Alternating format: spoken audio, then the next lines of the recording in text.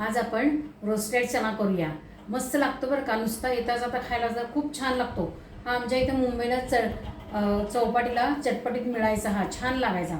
आता काय केले, काबुली चणे मी हे रात्री भिजवून ठेवले होते, सकाळी 2 शिट्ट्या देऊन शिजवलेले आहेत। बघा छान शिजले गेलेले ते। आता ह्याच्यामध्ये मी काय करणार आहे की आपली जी धण्याची पावडर टाकणार आहे। अर्धा चमचा धण्याची पावडर टाकायची आहे, पाव चमचा जिऱ्याची पावडर टाकलेली आहे आणि थोडीशी प्रमाणामध्ये मिरची पावडर घातलेली आहे। मिरची पावडर तिखटच थोडीशी टाकायची ती। याच्यामध्ये पेरी पेरी मसाला तिखट असतो, त्यामुळे मी वेगळं तिखट टाकणार नाहीये, पेरी पेरीच मसाला घालणार। त्याच्यानंतर आलं लसणाची पेस्ट घालायची 1 चमचा साधारण, म्हणजे त्याची चव छान लागते। त्याच्यानंतर आमचूर पावडर नाहीतर चाट मसाला घाला, दोन्हीपैकी एक घालायचं काहीतरी, नाहीतर लिंबू पिळा।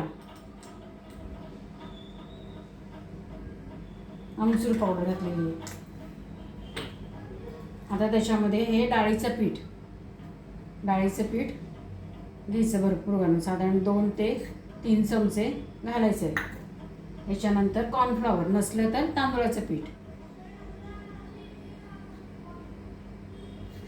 हे 3 चमचे घातलेले आहेत। आता हे मिश्रण सगळं भिजण्यासाठी थोडंसं दही घालायचं आहे, 1 आणि 2। आता मी हे सगळं मिक्स करून घेते। आता त्याच्यामध्ये थोडंसं मीठ घालणार आहे चवीपुरतं, कारण आपण आमचूर पावडर पण घातलेली आहे, थोडं मीठ। आता मी हे सगळं मिश्रण मिक्स करून घेते। आधी आपले हे बघा, आपलं असं आता ह्या पद्धतीने सगळं कोटेड झालेलं आहे, त्याला मस्त भिजलेलं। आता हे आपण ह्याच्यामध्ये टाकून घेऊया, जरा असं सुट्ट सुट्ट करून टाकायचं।